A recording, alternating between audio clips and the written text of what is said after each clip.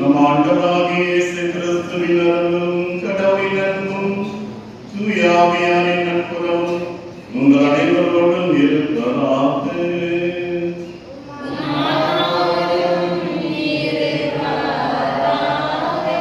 கிறிஸ்துவில் பிரியமுள்ள சகோதர சகோதரி, ஆண்டின் பொதுக்காலத்தின் 32வது ஞாயிற்றுக்கிழமையை சிறப்பிக்கின்றோம். இந்த வாசகம் ஏழை கைம்பெண்ணின் காணிக்கை. தன்னுடைய கையில் உள்ள தனது பிழைப்புக்காக, தனது உணவுக்காக வைத்திருந்த மொத்த செப்பு காசையும் காணிக்கையாக செலுத்துகின்றார் ஏழை கைம்பெண். ஆண்டவர் சொல்லுகின்றார், இவர்தான் அதிகமாக காணிக்கை போட்டிருக்கின்றார் என்று சொல்லுங்கள். தன்னிடம் உள்ளதை கடவுளுக்கு அர்ப்பணம் செய்வதாக பார்க்கப்படுகின்றது. சிந்தனையோடு நாளை தொடங்கவும் தேவனையில் நேற்று தினம் நமது நாளை மாவட்டத்திற்கு 4 ஆண்டு 9 மாதமாக ஆய்வு இல்லாமல் இருந்தோம். நேற்று தினம் திருத்தந்தை அவர்களால் ஆய்வு அறிவிப்பு நடைபெற்றது. செங்கல்பட்டு மாநகராட்சியை சேர்ந்து அடுத்தந்தை அம்ப்ரோஸ் பிச்சை அவர்கள் ஆயராக நியமிக்கப்பட்டிருக்கின்றார். அந்த திருப்பதியோடு நினைத்து பார்ப்போம். தூயமறை நிகழ்வுகளை கொண்டாட நாம் வரிகள் பொருட்டு பாவங்களை ஏற்றுக்கொள்வோம்.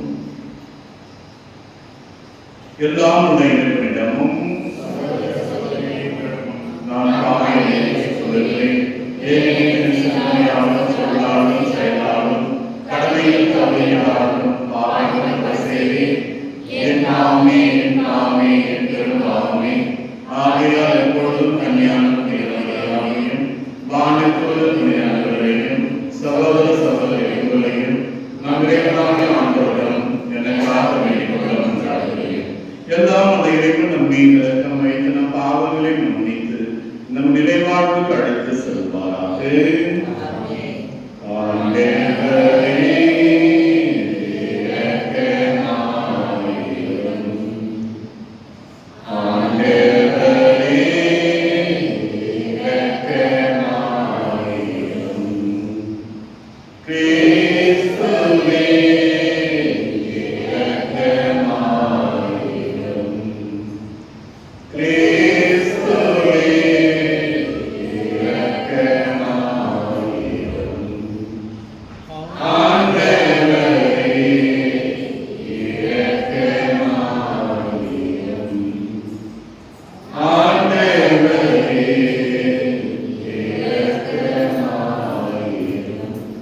மன்றாடுவோமாக.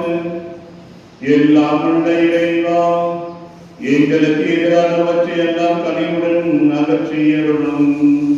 அதனால் உள்ளத்தில் உடலில் எழுகின்ற தடைகளை நீக்கி குடும்ப கூழியும் புரிவோமாக. உம்மோடு தூயாவியரின் ஒன்றிற்கு இறைவனா என்றென்றும் வாழ்ந்து ஆட்சி செய்கின்ற எங்கள் ஆண்டவரும் உம் திருமகனுமாகிய இயேசு கிறிஸ்து வழியாக உம்மை மன்றாடுகின்றோம்.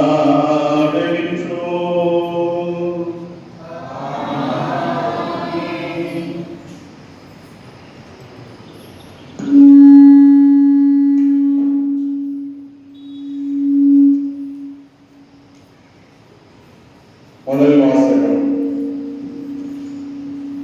எலியா சொன்னபடியே கைம்பெண் செய்தார். அரசர்கள் முதல் நூலில் இருந்து வாசகம். அதிகாரம் 17 வார்த்தையில் 10 முதல் 16 முடிய.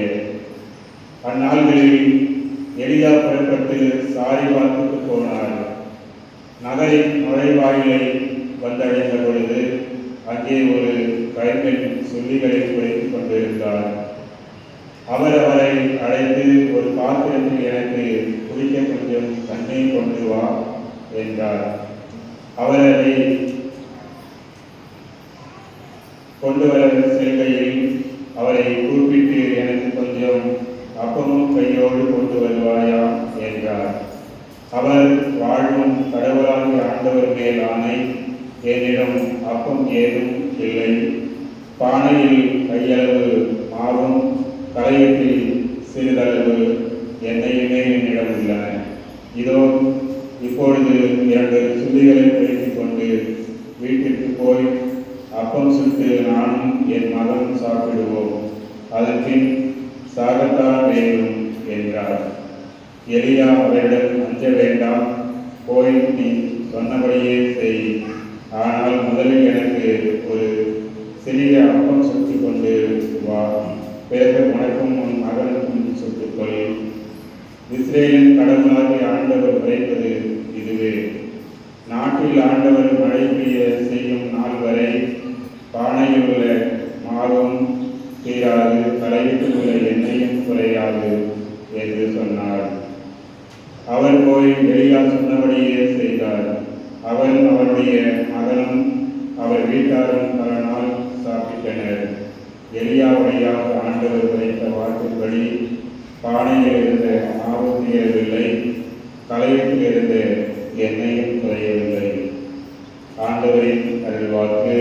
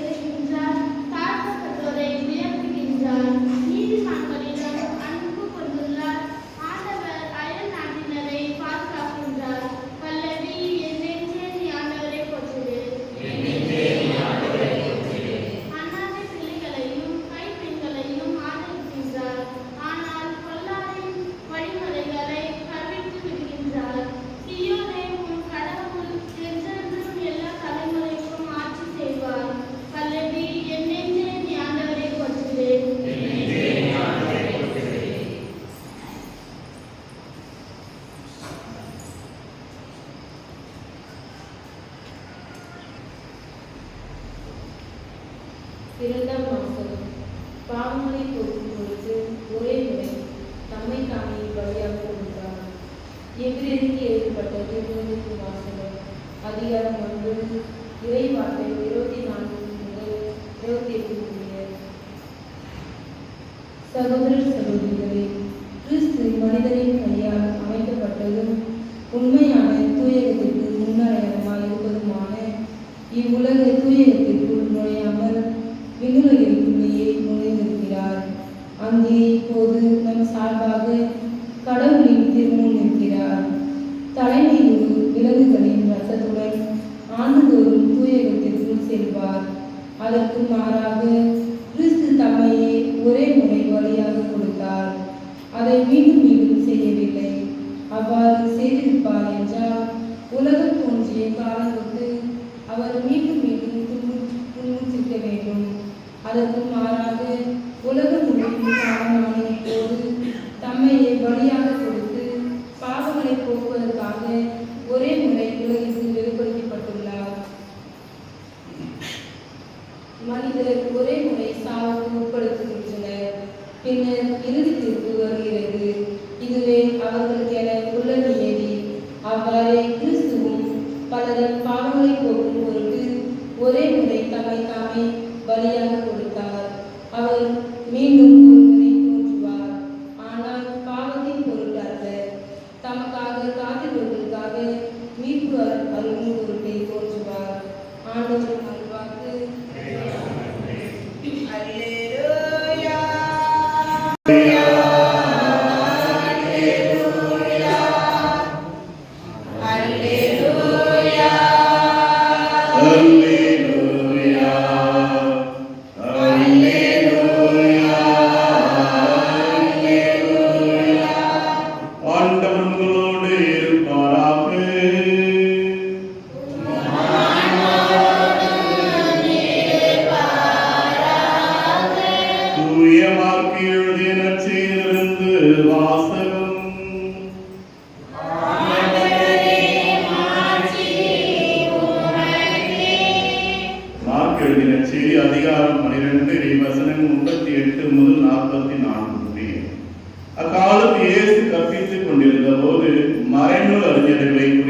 கவனமாயிருங்கள். அவர்கள் தொங்கல் ஆடை அணிந்து நடமாடுவதையும் சந்தை வெளிகளில் மக்கள் தங்களுக்கு வணக்கம் செலுத்துவதையும் விரும்புகிறார்கள். தொழுகை கூடலில் முதன்மையான இருக்கைகளையும் விருந்துகளில் முதன்மையான இடங்களையும் பெற விரும்புகிறார்கள். கைம்பெண்களின் வீடுகளை குலுங்கிக் கொள்கிறார்கள். நீண்ட நேரம் இறைவனுடன் வேண்டுவதற்காக நடிக்கிறார்கள். கடும் தண்டனை தீர்ப்புக்கு ஆளாக இருப்பவர்கள் இவர்களே என்று கூறினார். இயேசு காணிக்கை பெட்டிக்கு எதிராக அமர்ந்து கொண்டு மக்கள் அதில் செப்பு காசு போடுவதை உற்று நோக்கிக் கொண்டிருந்தார். செல்வர் பலர் அதில் மிகுதியாக போட்டனர். அங்கு வந்த ஒரு ஏழை கைம்பெண் ஒரு பதிராந்தற்கு இணையான 2 காசுகளை போட்டார். அப்பொழுது அவர் தம் சீடரை வரவழைத்து, இந்த ஏழை கைம்பெண் காணிக்கை பெட்டியில் காசு போட்ட மற்ற எல்லாரையும் விட மிகுதியாக போட்டிருக்கிறார் என உறுதியாக உங்களுக்கு சொல்லுகின்றேன். ஏனெனில் அவர்கள் அனைவரும் தங்களுக்கு இருந்த மிகுதியான செல்வத்திலிருந்து போட்டனர். இவரோ தமக்கு பற்றாக்குறை இருந்து தம்மிடம் இருந்து அனைத்தையுமே, ஏன் தம் பிழைப்புக்காக வைத்திருந்த எல்லாவற்றையும் போட்டுவிட்டார் என்று அவரிடம் கூறினார். ஆண்டவரின் அருள்வாக்கு. பிரியமுள்ள சகோதர சகோதரி, வாசகம் கைம்பெண்கள். கைம்பெண்கள்னா யாரு? கைம்பெண்கள்னா யாரு?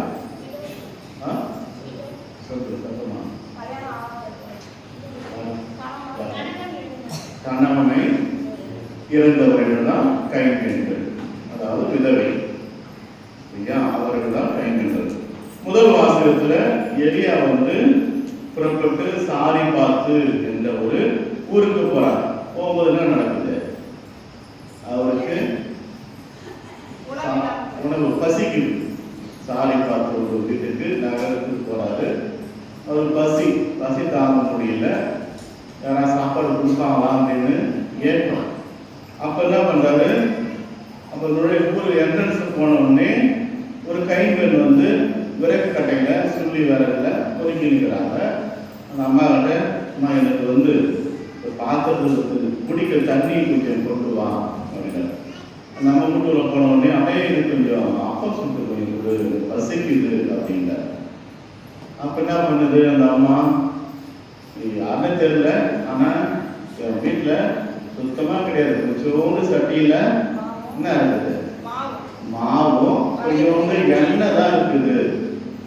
நானும் என் மகனும் ஒரே பையன் இதை சாப்பிட்டா அடுத்த வேலைக்கு கஞ்சி இல்லை, நான் சாகத்தான் வேணும் அப்படின்னு அந்த கைம்பெண் சொல்றான்.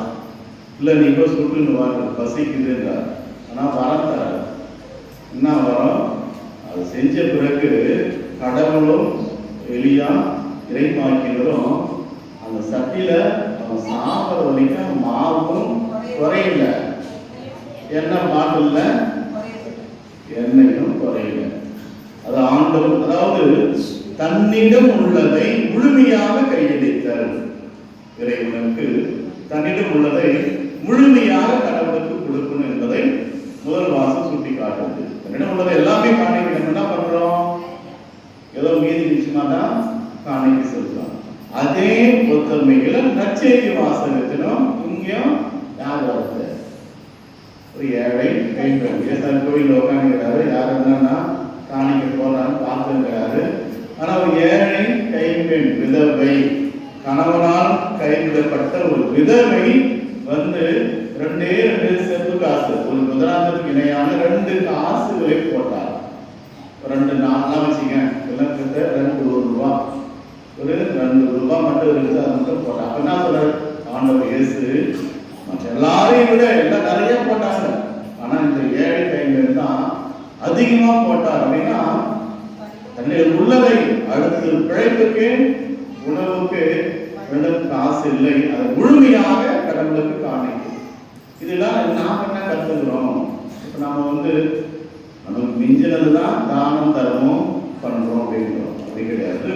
தன் உள்ளதை முழுமையாக, தனது முழு இதயத்தோடு, முழு ஆற்றலோடு, முழு பலத்தோடு, முழு அன்போடு தன்னிடம் உள்ளதை இறைவனுக்கு காணிக்கையாக கொடுக்கணும். இன்னும் அதிகமாக யோசிச்சா சாமி சிஸ்டம் போடாம அப்படி பிரச்சனை இருக்கு. 2 தான் இருக்குது, ஒன்று தான் இருக்குது. அது எப்படி காணிக்கை செலுத்துவது, காணிக்கையாக இருக்குது. இருக்கிற ஒரு மகனா இருந்தாலும் அந்த மகனை கடவுளுக்காக காணிக்கை செலுத்தணும். இருக்கிற ஒரு பொண்ணு இருந்தாலும் அந்த ஒரு பொண்ணையும் முழுமையாக கடவுளுக்கு காணிக்கை செலுத்தணும். 4 பேர் இருந்தால்தான் 4 பேர் வந்து சாமி ஆக்குவது கிடையாது. அதே 4 பொண்ணு இருந்தாலும் அது ஒன்று சிஸ்டம் ஆக்குவது கிடையாது. ஒரு பொண்ணு இருந்தாலும் அது ஒரு பையன் இருந்தாலும் அதை முழுமையாக கடவுளுக்கு கொடுக்கணும். அதேதான் இப்ப என்ன சொல்றாரு கடவுள், அந்த 2 காசு போட்ட அந்த கை பெண்ணு தான் எல்லாரையும் விட அதிகமாக காசு போட்டா அப்படின்றாரு. அப்படின்னா எந்த அளவுக்கு முழுமையாக இறைவனுக்காக முழுமையாக கையளித்தார். அதுதான் இந்த வாசகம் எடுத்துக்காட்டுகிறது. சிந்தித்து பார்ப்போம்.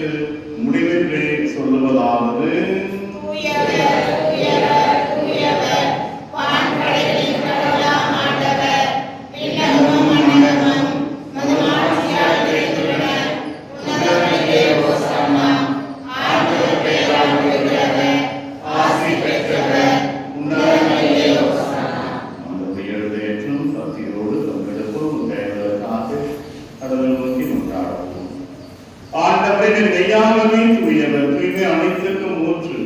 ஆகவே உடைய தூய ஆவியை பொழிந்து காணிக்கைகளை தூய்மைப்படுத்த உம்மை வேண்டுகின்றோம். இவ்வாறு எங்கள் ஆண்டவர் இயேசு கிறிஸ்துவின் உடலும் இரத்தமுமாக எங்களுக்கு இவை மாறுவனவாக.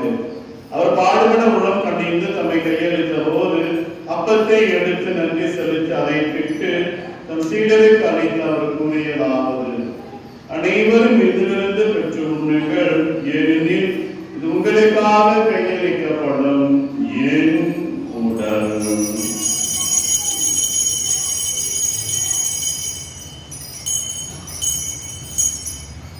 அவனமே இரவு விருந்தை அருந்திய பின் கிண்ணத்தையும் எடுத்து மீண்டும் நன்றி கூறி தம் சீடருக்கு அளித்து அவர் கூறியதாவது: அனைவரும் இதிலிருந்து பெற்று பருகுங்கள், ஏனெனில் இந்த புதிய நிலையான உடன்படிக்கைக்கு உரிய என் ரத்தத்தின் கிண்ணம். இது பாவ மன்னிப்புக்கென்று உங்களுக்காக பலருக்காக சிந்தப்படும். இதை என் நினைவாக செய்யுங்கள்.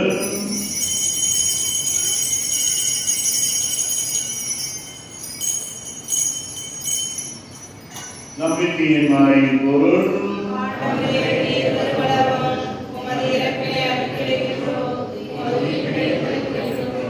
ஆகவே ஆண்டவரை நாங்கள் கிறிஸ்துவின் இறப்பினையும் உயிர்ப்பினையும் நினைவு கூர்ந்து வாழ்வு தரும் அப்பத்தையும் மீட்பளிக்கும் கிண்ணத்தையும் ஒப்புக் கொடுக்கின்றோம். உன் திருமுனின்று உன் ஊழியம் புரிய தந்தவைகளை ஏற்றுக்கொண்டீர். எனவே உமக்கு நன்றி செலுத்துகின்றோம். மேலும் கிறிஸ்துவின் உடலிலும் இரத்தத்திலும் பங்கு கொள்ளும் எங்களை தூய ஆவியால் கொண்டு சேர்க்க வேண்டியவன நம்மை தாழ்மையுடன் கொண்டாடுகின்றோம். இந்த இடத்தில் நமக்கு நியமனம் செய்யப்பட்டிருந்த 1000 பெயரை உச்சரிப்போம். இதுவரைக்கும் சரிபாக உச்சரிக்கப்பட்டோம். காவலர்களுக்கு நிறுத்தி இங்கிருந்து நியமிக்கப்பட்டிருந்த 1000 பெயரும் உச்சரிக்கப்பட வேண்டும். ஆண்டவரின் உலகெங்கும் பறைகளின் பொறுத்து அவை நினைவு கூறுதலும் எங்கள் திருத்தந்தை பிரான்சிஸ், தேர்ந்தெடுக்கப்பட்ட எங்கள் ஆயர் அந்தோஸ் பிச்சை முத்து, எல்லா திருநிலையினராக அனைவரோடு திரு அவை அன்பில் நிறைவுற செய்தரும். மேலும் உயிர்த்தல் எதிர்நோக்குடன் துயில் கொள்ளும் எங்கள் சகோதர சகோதரிகளையும் இறந்தோர் அனைவரையும் இரக்கத்துடன் நினைவு கூர்ந்து திருமுக ஒளியில் ஏற்றருளும். எங்கள் அனைவர் மீதும் இரக்கம் ஆயிரும். கடவுளின் கண்ணீர் தாயான புனித மரியா, அவருடைய கணவரான புனித யோசேப்பு, புனித திருத்தூதர்கள், இவ்வுலகில் போதவராய் இருந்தார் ஆகிய புனிதர் அனைவரும் நிலைவாழ்வில் பங்கு கொண்டு தன்னை பெற்று திருமணம் இயேசு கிறிஸ்து வழியாக உம்மை புகழ்ந்தேற்றும் மரபருள மன்றாடுகின்றோம். இவர் வழியாக இவரோடு இவரே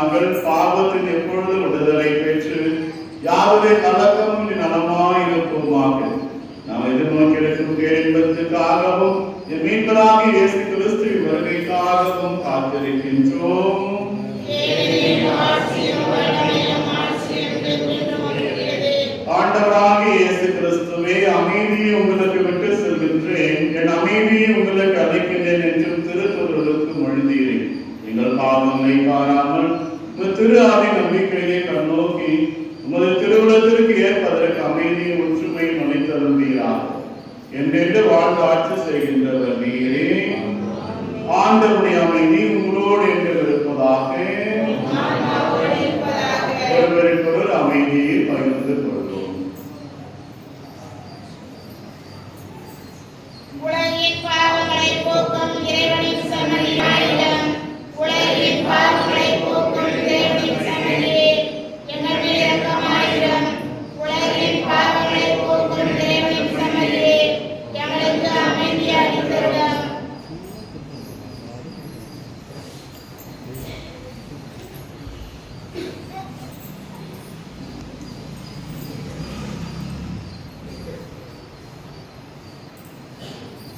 இதோ இறைவனே மனிதர்களின் பாவங்களை போக்குபவர்.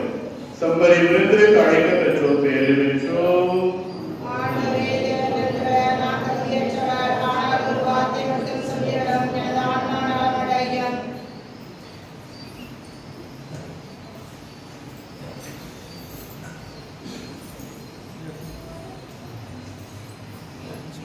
உன்னில் நான் ஒன்றாக, உயிரே நீ என்றாக, என்னில் வாய்.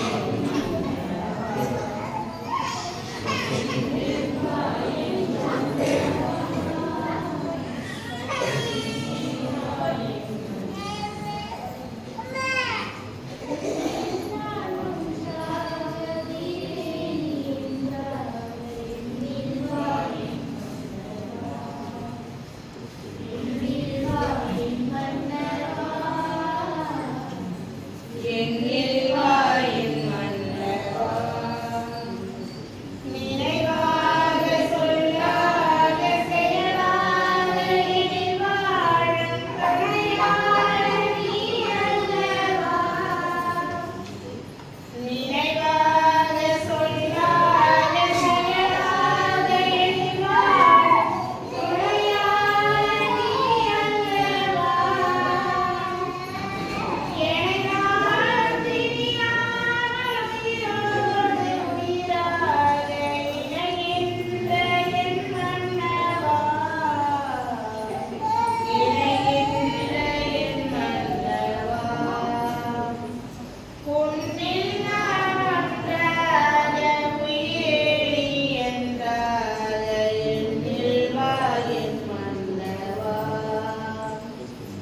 என்னில் வாயின் மன்னவா, என்னில் வாயின் மன்னவா. நிலம்வாழ நீராகி மலர்வாழ ஒளியாகி நலம் சேர்க்கும் என் மன்னவா. நிலம்வாழ நீராகி மலர்வாழ ஒளியாகி நலம் சேர்க்கும் என் மன்னவா. என் உளவின் மலர்வாழ அன்பென்னும் மனம் நல்கும் இளந்தென்ற நீ அல்லவா. இளந்தென்ற நீ அல்லவா. உன்னில் நான் ஒன்றாக, உயிரே நீ என்றாக, என்னில் வாயின் மன்னவா. என்னில் வாயின் மன்னவா, என்னில் வாயின் மன்னவா.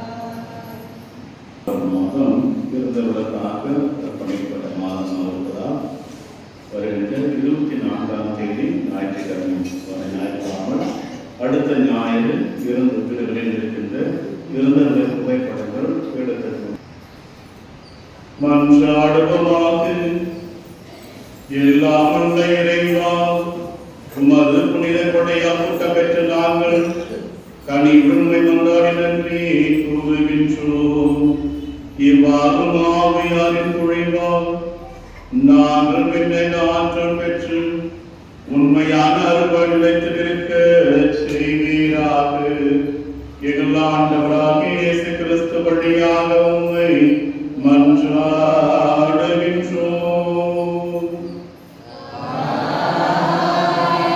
ஆண்டவர் உங்களோடு இருப்பாராக.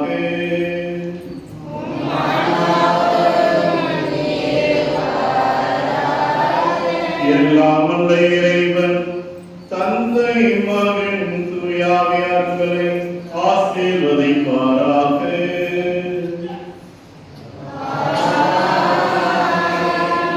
சென்று வாழுங்கள், திருப்பலி முடிந்தது.